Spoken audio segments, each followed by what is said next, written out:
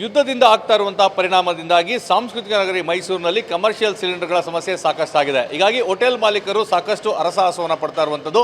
ಇದರ ಜೊತೆಗೆ ನಾಡ ಅಧಿದೇವತೆ ತಾಯಿ ಚಾಮುಂಡೇಶ್ವರಿ ಸನ್ನಿಧಾನದಲ್ಲಿ ಬೆಳಗ್ಗೆ ಮಧ್ಯಾಹ್ನ ರಾತ್ರಿ ಬರುವಂತಹ ಭಕ್ತರಿಗಾಗಿ ಪ್ರಸಾದ ರೂಪದಲ್ಲಿ ದಾಸೋಹ ಮಾಡುವಂಥ ಕೆಲಸವನ್ನು ಮಾಡ್ತಾ ಇದ್ದಾರೆ. ಹೀಗಾಗಿ ಇಲ್ಲಿಯೂ ಸಹ ಸಿಲಿಂಡರ್ಗಳ ಒಂದು ಅಲಭ್ಯತೆ ಇದೆ. ಈ ಕಾರಣಕ್ಕಾಗಿ ಪರ್ಯಾಯ ಮಾರ್ಗಕ್ಕೆ ಚಾಮುಂಡೇಶ್ವರಿ ಆಡಳಿತ ಮಂಡಳಿಯವರು ಮುಂದಾಗಿದ್ದಾರೆ. ನಾನೀಗ ಚಾಮುಂಡಿ ಬೆಟ್ಟದ ದಾಸೋಹ ಭವನದಲ್ಲಿದ್ದೇನೆ. ನೀವು ನೋಡ್ತಾ ಇರ್ಬೋದು, ಇಲ್ಲಿ ಪ್ರತಿನಿತ್ಯ ಬೆಳಗ್ಗೆ ಮಧ್ಯಾಹ್ನ ಮತ್ತು ರಾತ್ರಿ ಬರುವಂತಹ ಭಕ್ತರಿಗೆ ಪ್ರಸಾದ ರೂಪದಲ್ಲಿ ದಾಸೋಹದ ಅಡುಗೆ ತಯಾರಿ ಕೆಲಸವನ್ನು ಮಾಡ್ತಾಯಿದ್ರು. ಈ ಹಿಂದೆ ಸರಿಸುಮಾರು 15 ಸಿಲಿಂಡರ್ಗಳನ್ನ ಬಳಸಿಕೊಂಡು ಆ ಒಂದು ಅನ್ನ ಸಾಂಬಾರ್ ಅದೇ ರೀತಿಯಾಗಿ ಬೆಳಗಿನ ಪ್ರಸಾದಕ್ಕೆ ಬೇಕಾದಂತಹ ತಯಾರಿಕೆಯನ್ನು ಮಾಡ್ತಾಯಿದ್ರು. ಆದರೆ ಇದೀಗ ಏನು ಗ್ಯಾಸ್ ಸಿಲಿಂಡರ್ನ ಸಮಸ್ಯೆ ಉಂಟಾಗಿದೆ. ಹೀಗಾಗಿ ಇವರೇ ಸ್ವಯಂ ಪ್ರೇರಿತವಾಗಿ ಅಂದರೆ ಈಗಾಗಲೇ ಸಾಕಷ್ಟು ಗ್ಯಾಸ್ ಸಿಲಿಂಡರ್ಗಳು ಸ್ಟಾಕ್ನಲ್ಲಿ ಇದ್ದರೂ ಸಹ ಮುಂದಿನ ದಿನಗಳಲ್ಲಿ ಆಗ್ಬೋದಾದಂತಹ ಏನು ಆ ಒಂದು ಕೊರತೆ ಇರುತ್ತೆ ಅದನ್ನು ನೀಗಿಸಬೇಕು ಅಂತೇಳಿ ಒಂದಲ್ಲ 2 ಕಟ್ಟಿಗೆ ಒಲೆಗಳನ್ನು ಸಿದ್ಧಪಡಿಸ್ಕೊಂಡಿರುವಂಥದ್ದು. ಅಂದರೆ ಕಟ್ಟಿಗೆಯ ಮೂಲಕವಾಗಿ ಪ್ರಸಾದ ತಯಾರಿಕೆಗೆ ಮುಂದುವಾಗಿದ್ದಾರೆ. ಅದರ ಜೊತೆಗೆ ಏನು ಗ್ಯಾಸ್ ಸಿಲಿಂಡರ್ 15 ಸಿಲಿಂಡರ್ಗಳನ್ನ ಬಳಸ್ಕೊತಾ ಇದ್ರು. ಅದರ ಬದಲಾಗಿ ಈಗ ಕೇವಲ 3 ಸಿಲಿಂಡರ್ಗಳಷ್ಟೇ ಬಳಕೆ ಆಗ್ತದೆ. ಒಂದು ಅಲ್ಲಿ ನೋಡುವಂಥದ್ದು, ಮತ್ತೊಂದು ಕಡೆ ಈಗಾಗಲೇ ಅನ್ನವನ್ನು ತಯಾರಿ ಮಾಡಿಟ್ಟಿರುವಂತಹ ಮತ್ತೊಂದು ಕಟ್ಟಿಗೆಯ ಒಲೆ ಇದಿದೆ. ಅಂದರೆ ಈಗ ಕಟ್ಟಿಗೆ ಒಲೆಯ ಮುಖಾಂತರವೇ ಅನ್ನ ಸಾಂಬಾರು ಎರಡನ್ನೂ ತಯಾರಿಸುವಂಥ ಕೆಲಸವನ್ನು ಮಾಡ್ತಾ ಇದ್ದಾರೆ. ಇದರಿಂದಾಗಿ 15 ಸಿಲಿಂಡರ್ಗಳು ಬಳಸುವಂಥ ಸ್ಥಳದಲ್ಲಿ ಇದೀಗ ಕೇವಲ 3 ಸಿಲಿಂಡರ್ಗಳು ಮಾತ್ರ ಬಳಕೆ ಆಗ್ತದೆ. ನೀವು ನೋಡ್ತಾ ಇರ್ಬೋದು ಇಲ್ಲಿರುವಂಥದ್ದು ಖಾಲಿ ಸಿಲಿಂಡರ್ಗಳು. ಅಂದರೆ ಈಗ ಕಮರ್ಷಿಯಲ್ ಗ್ಯಾಸ್ ಸಿಲಿಂಡರ್ಗಳ ಪೂರೈಕೆ ಆಗ್ತಾ ಇಲ್ಲ. ಅದು ಯಾವಾಗ ಆಗುತ್ತೆ ಅನ್ನೋ ಸಹ ಗೊತ್ತಿಲ್ಲ. ಈ ಕಾರಣಕ್ಕಾಗಿ ಬರುವಂತಹ ಭಕ್ತರಿಗೆ ಯಾವುದೇ ರೀತಿಯಂಥ ಸಮಸ್ಯೆ ಆಗಬಾರ್ದು ಅನ್ನೋ ಕಾರಣಕ್ಕಾಗಿ ಪರ್ಯಾಯ ಮಾರ್ಗವನ್ನು ಕಂಡುಕೊಂಡಿರುವಂಥದ್ದು. ಅಂದರೆ ಮುಂದಿನ ದಿನಗಳಲ್ಲಿ ಆಗ್ಬೋದಾದಂಥ ಕೊರತೆಯನ್ನು ನೀಗಿಸಲಿಕ್ಕೆ ಈ ನಿರ್ಧಾರ ಕೈಗೊಂಡಿದ್ದಾರೆ. ಮತ್ತೊಂದು ಭಾಗದಲ್ಲಿ ನೀವು ನೋಡ್ತಾ ಇರ್ಬೋದು ರಾಶಿ ಈಗಾಗಲೇ ಕಟ್ಟಿಗೆಗಳನ್ನು ಸಹ ತಂದು ಇಟ್ಕೊಳ್ಳಲಾಗಿದೆ.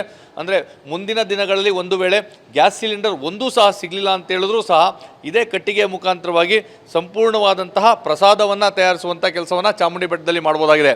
ಹೀಗಾಗಿ ಆ ಯುದ್ಧದ ಬಿಸಿಯಿಂದಾಗಿ ಏನು ಸಮಸ್ಯೆ ಉಂಟಾಗ್ತದೆ, ಮುಂದಿನ ದಿನಗಳಲ್ಲಿ ಚಾಮುಂಡಿ ಬೆಟ್ಟದಲ್ಲಿ ದಾಸೋಹಕ್ಕೆ ಯಾವುದೇ ರೀತಿಯಂಥ ಸಮಸ್ಯೆ ಆಗಬಾರ್ದು ಅಂತೇಳಿ ಈಗಾಗಲೇ ಸಮಯೋಚಿತ ನಿರ್ಧಾರವನ್ನು ಕೈಗೊಳ್ಳಲಾಗಿದೆ.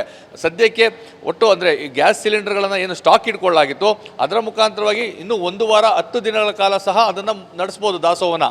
ಆದರೆ ಮುಂದಿನ ದಿನಗಳಲ್ಲಿ ಏನಾದರೂ ಸಮಸ್ಯೆ ಆದರೆ ಬೇಡ ಅಂತೇಳಿ ಎರಡನ್ನೂ ಬ್ಯಾಲೆನ್ಸ್ ಮಾಡುವಂಥದ್ದು. ಒಂದು ಕಡೆ ಗ್ಯಾಸ್ ಸಿಲಿಂಡರನ್ನು ಬಳಸುವಂಥದ್ದು, ಮತ್ತೊಂದು ಕಡೆ ಕಟ್ಟಿಗೆ ಒಲೆ, ಎರಡನ್ನೂ ಸಹ ಬ್ಯಾಲೆನ್ಸ್ ಮಾಡಿಕೊಂಡು ಆ ಒಂದು ಪ್ರಸಾದವನ್ನು ತಯಾರಿಸುವಂಥ ಕೆಲಸವನ್ನು ಮಾಡಲಾಗ್ತದೆ. ಈ ಹಿನ್ನೆಲೆಯಲ್ಲಿ ಎಲ್ಲ ಕಡೆಯಲ್ಲೂ ಸಹ ಬಿಸಿ ತಟ್ಟಿದರೆ ಚಾಮುಂಡಿ ಬೆಟ್ಟದಲ್ಲಿ ಯಾವುದೇ ದಾಸೋಹಕ್ಕೆ ಬ್ರೇಕ್ ಬೀಳದಂತೆ ಕ್ರಮವನ್ನು ವಹಿಸಲಾಗಿದೆ.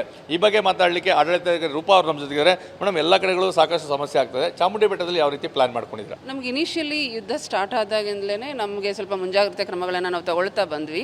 ಸಿಲಿಂಡರ್ ಒಂದು ಸ್ಕೇರ್ಸಿಟಿ ಆಗಬಹುದು ಅನ್ನೋಂತಹ ನಿಟ್ಟಿನಲ್ಲಿ ನಾವು ಮುಂಚೆನೇ ಗ್ಯಾಸ್ ಡೀಲರ್ಸಿಗೆಲ್ಲ ನಾವು ಮಾತಾಡಿ ಸ್ಪೆಷಲ್ ಲೆಟರ್ಸ್ ಎಲ್ಲ ಪ್ರಯಾರಿಟಿ ಲೆಟರ್ಸನ್ನೆಲ್ಲ ಕೊಟ್ಟಿದ್ವಿ ನಮ್ಮನ್ನು. ಯಾಕಂದರೆ ಇದು ಸಾರ್ವಜನಿಕ ಸೇವೆ ಆಗಿರೋದ್ರಿಂದ, ಅದರಲ್ಲೂ ನಾವು 3 ದಾಸೋಹ ಮಾಡ್ತಾ ಇರೋದ್ರಿಂದ ದಾಸೋಹಕ್ಕೆ ಯಾವುದೇ ರೀತಿ ಅಡೆತಡೆಗಳು ಆಗಬಾರ್ದು ಅನ್ನೋ ನಿಟ್ಟಿನಲ್ಲಿ ಪ್ರಯಾರಿಟೈಸ್ ಮಾಡ್ಕೋಬೇಕು. ದೇವಸ್ಥಾನಕ್ಕೆ ನಮಗೆ ಪ್ರತಿ ಸಲವೂ ಅವರು 30 ಸಿಲಿಂಡರ್ಗಳನ್ನು ಒಂದು ಬ್ಯಾಚಲ್ಲಿ ಕಳಿಸ್ತಾ ಇರ್ತಾರೆ. ಸೊ ಸಾಕಷ್ಟು ನಾವು ಮುಂಜಾಗ್ರತಾ ಕ್ರಮವಾಗಿ ಸಾಕಷ್ಟು ಸಿಲಿಂಡರ್ಗಳನ್ನು ನಾವು ಸ್ಟೋರ್ ಮಾಡಿ ಇಟ್ಕೊಂಡಿದ್ವಿ.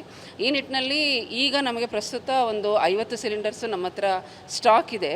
ಆದರೆ ನಾವು ಪ್ರತಿದಿನ ಲಡ್ಡು ಮತ್ತು ದಾಸೋಹ ಎರಡಕ್ಕೂ ಸೇರಿ ಒಂದು 15 ಸಿಲಿಂಡರ್ಸ್ ನಾವು ಬಳಕೆ ಮಾಡ್ತಾ ಇದ್ವಿ.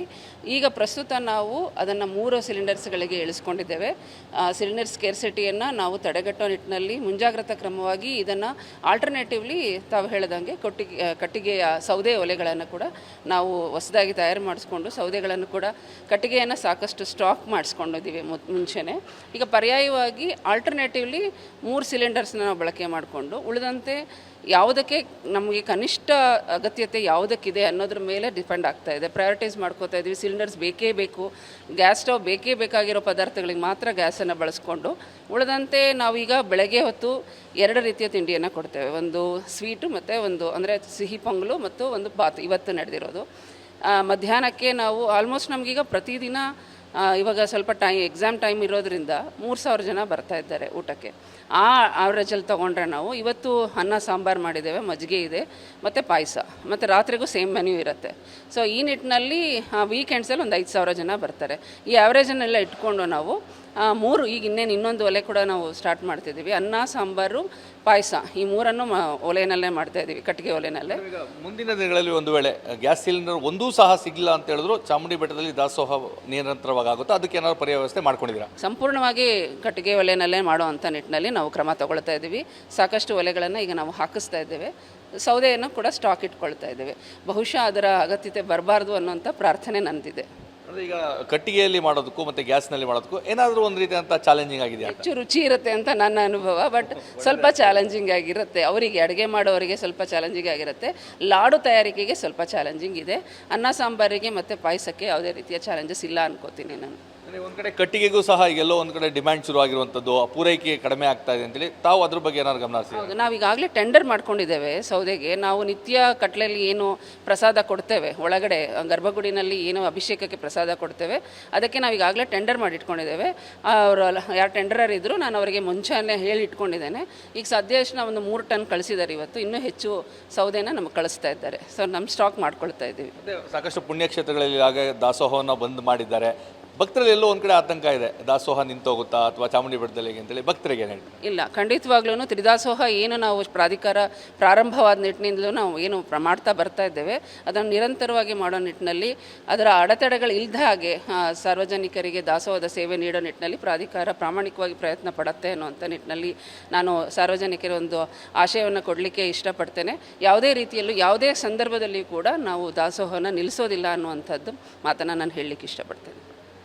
ಇದು ಸ್ಪಷ್ಟವಾದಂತಹ ಮಾತುಗಳು. ಅಂದರೆ ಚಾಮುಂಡಿ ಬೆಟ್ಟದಲ್ಲಿ ಯಾವುದೇ ಕಾರಣಕ್ಕೂ ದಾಸೋಹಕ್ಕೆ ಬ್ರೇಕ್ ಬೀಳೋದಿಲ್ಲ. ಅದಕ್ಕೆ ಬೇಕಾದಂಥ ಅಗತ್ಯ ಕ್ರಮಗಳನ್ನು ಈಗಾಗಲೇ ಕೈಗೊಳ್ಳಲಾಗಿದೆ. ಒಂದು ವೇಳೆ ಒಂದೇ ಒಂದು ಸಿಲಿಂಡರ್ ಸಿಗಲಿಲ್ಲ ಅಂದರೂ ಸಹ ಪರ್ಯಾಯವಾಗಿ ಸಂಪೂರ್ಣವಾದಂತಹ ದಾಸೋಹವನ್ನು ಕಟ್ಟಿಗೆ ಒಲೆಯಲ್ಲಿ ಮಾಡೋದಕ್ಕೆ ಕ್ರಮವನ್ನು ಕೈಗೊಂಡಿದ್ದೇವೆ. ಸಂಪೂರ್ಣವಾಗಿ ಕಟ್ಟಿಗೆಯಲ್ಲೇ ಮಾಡಿ ರುಚಿಕರವಾದಂತಹ ಪ್ರಸಾದವನ್ನು ವಿನಿಯೋಗ ಮಾಡುವಂಥ ಕೆಲಸವನ್ನು ನಾವು ಮಾಡ್ತೇವೆ ಅನ್ನೋ ಮಾತುಗಳನ್ನು ಸ್ಪಷ್ಟಪಡಿಸಿದ್ದಾರೆ. ಚಾಮುಂಡಿ ಬೆಟ್ಟದಿಂದ ಕ್ಯಾಮರಾ ಪರ್ಸನ್ ಪ್ರಮೋದ್ ಜೊತೆ ರಾಮ್, TV9 ಮೈಸೂರು.